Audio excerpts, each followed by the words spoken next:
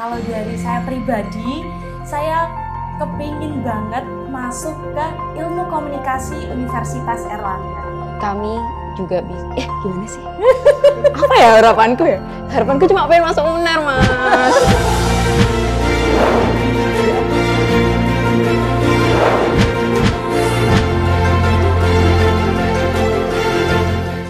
Oke, halo semua, aku Sevi dari kelas 12 IPS 2 SMA Santo Carolus, Surabaya. Perkenalkan, saya Ibu Weni Rosalia Kusumawardani.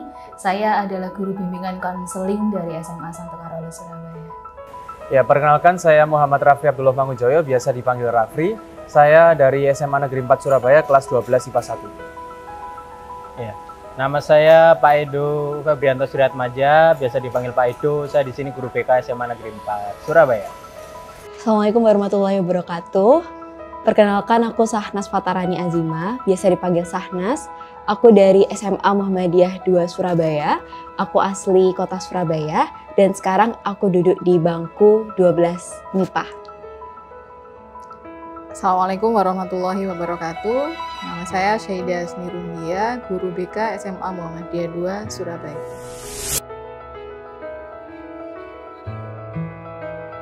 Sudah dong. Alhamdulillah kami sudah tahu dari live YouTube beberapa waktu yang lalu tentang perubahan-perubahan di SNBP 2024 ini. Dan alhamdulillah kemarin Sahnas juga tahu beberapa informasi yang dikirimkan oleh sekolah melalui grup WhatsApp terkait dengan live SNPMB yang dilaksanakan oleh SNPMB BP3.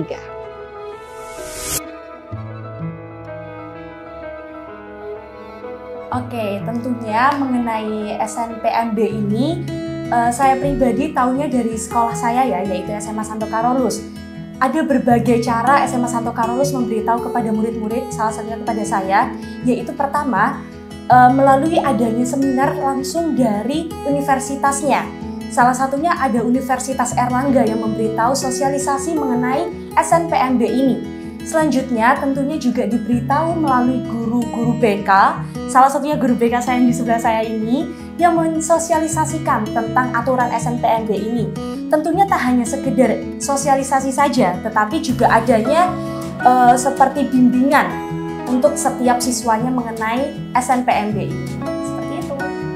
Pastinya disosialisasikan dengan baik, gitu. Beberapa peraturan juga sudah disampaikan dari guru ke siswa melalui WhatsApp, dan juga ketika pembelajaran berlangsung, guru-guru BK sangat membantu dalam pemilihan program studi yang akan kami tempuh nanti.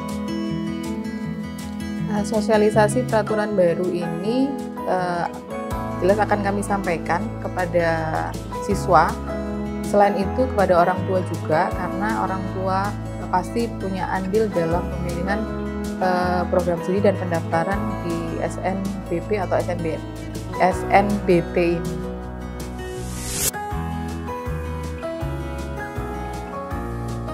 Menurut saya sendiri, peraturan SNBP yang baru ini akan memaksimalkan potensi daripada calon mahasiswa untuk diterima di perguruan tinggi yang diinginkan. Karena apa? Seperti yang kita ketahui sebelumnya, banyak dari calon-calon mahasiswa ini yang masih mementingkan kepentingan dirinya sendiri, yaitu cukup egois dengan pilihannya, di mana ia memilih dengan pilihan-pilihan yang sekiranya tidak dia inginkan. Lalu dari pilihan tersebut, ia merelakan pilihan itu untuk demi kepentingan dia sendiri di jalur-jalur yang lain. Jadi seperti yang kita ketahui di tahun lalu, seperti di jalur SNBP sendiri, banyak kota-kota yang akhirnya tidak dilakukan daftar ulang, di mana itu menimbulkan gap di antara perguruan tinggi, yang mana menyisakan kursi-kursi kosong yang cukup banyak, sehingga menimbulkan banyaknya siswa-siswa kita yang akhirnya harus melakukan gap year di tahun 2023 kemarin. Menurut saya untuk aturan yang saat ini, ya saya merasa semuanya serba transparan ya. Anak-anak juga bisa langsung mengakses informasi-informasi tersebut, tidak hanya dari pihak sekolah aja gitu kan. Terus kemudian juga untuk pilihan-pilihan jurusan itu sekarang sudah mulai banyak sekali, dan anak-anak sudah mulai menyebar, apalagi sekarang kan juga pencanangan untuk jurusan-jurusan vokasi juga dikedepankan. Jadi anak-anak itu pemilihannya itu bisa plural, tidak hanya pengetahuan tentang S1 aja, tapi juga jurusan vokasi ini menjadi pilihan option yang bagus untuk mereka yang memang ingin di bidang vokasi seperti itu. Saya merasa sangat membantu saya dan juga teman-teman pastinya dalam memilih program studi untuk melanjutkan pendidikan kita setelah SMA. Salah satunya yang saya sangat notice adalah kita dapat memilih 4 jurusan yang berbeda termasuk program vokasi dan juga sarjana di tahun ini, di SNBP tahun 2024 ini. Jadi saya merasa bahwa peraturan itu sangat menguntungkan banyak pihak dan juga membantu siswa dalam memilih jenjang pendidikan yang lebih banyak lagi. Kalau dari saya sebagai guru BK, ini perubahan ini membuat anak-anak lebih fokus dalam pemilihan program studi. Karena ada peraturan baru bahwa di SNBT jika sudah diterima dan registrasi itu tidak bisa daftar ke mandiri. Jadi anak-anak lebih fokus untuk memilih jurusan yang diminati.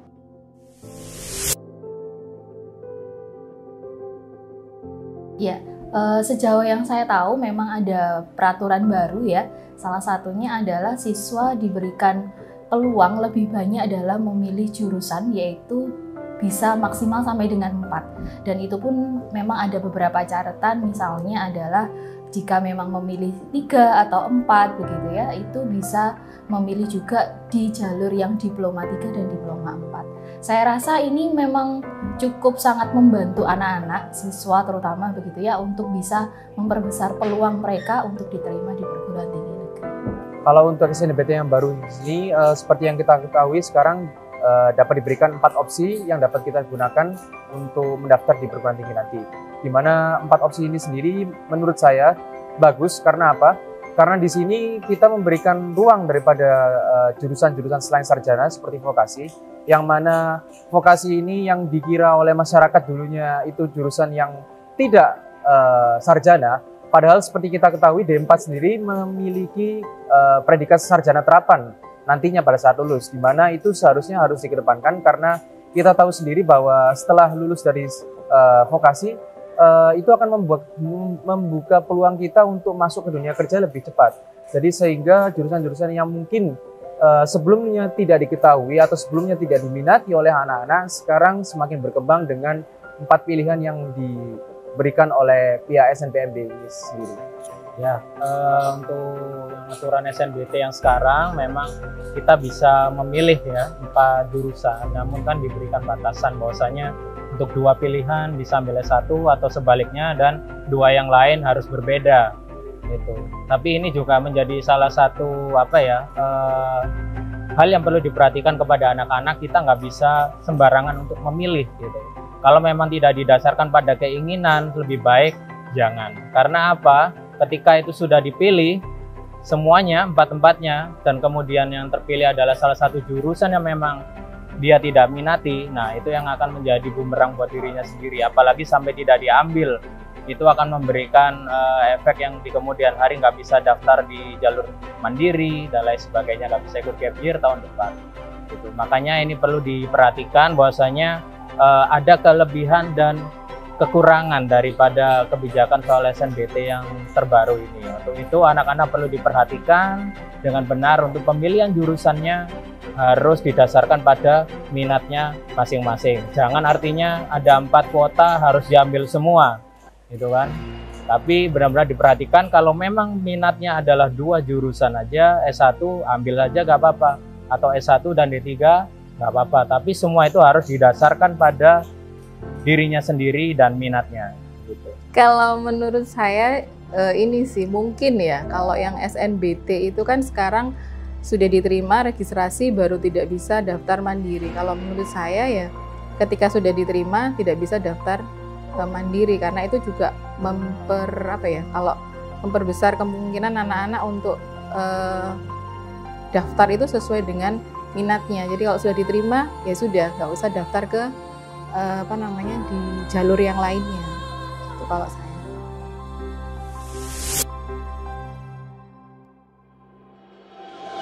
Ya, kedepannya ya, untuk saat ini sih saya benar-benar senang, artinya semua akses informasi bisa anak-anak terima dengan sangat baik. Artinya tidak hanya dari saya aja yang perlu capek-capek untuk menjelaskan ke anak-anak, tapi anak-anak juga sama-sama tahu gitu. Bahkan bebarengan gitu kan mengenai informasi. Apalagi juga perihal beasiswa ini ya. Ini juga hal yang begitu penting dan perlu diperhatikan gitu kan dalam pendaftarannya dan lain sebagainya. Ya harapannya untuk kedepannya transparansi ini teruslah dikembangkan terus dan nyampe terus kepada anak-anak dengan lebih mudahnya, dengan macam-macam bentuk webinar ataupun juga Zoom meeting dan lain sebagainya gitu kan. Artinya informasi ini tidak hanya putus pada guru dan siswa tapi juga sampai kepada orang tua. Karena pilihan itu, kuliah itu adalah jurusan yang memang masa depan gitu kan, dan pasti kurang lebih ada peran orang tua di dalamnya. Nah mungkin untuk pengembangan selanjutnya bagaimana informasi itu juga dapat hadir langsung kepada orang tua. Pastinya saya sebagai seorang siswa mengharapkan dengan adanya peraturan baru yang diadakan, yang dicetuskan oleh SNPMB tahun 2024 ini, kami berharap bisa memilih program studi yang kami inginkan, baik itu sesuai minat dan passion kami nanti ke depannya. Nah, jelas kami yang sebagai guru sekolah memiliki harapan besar anak-anak kami diterima di perguruan tinggi yang sesuai dengan minat dan kemampuan mereka. Harapan saya anak-anak bisa memanfaatkan kesempatan ini, artinya dengan memperlebar pilihan mereka sehingga bisa pada akhirnya juga diterima di universitas dan jurusan impian mereka. Untuk teman-temanku semuanya, ayo kita berjuang bersama di SNPMB 2024.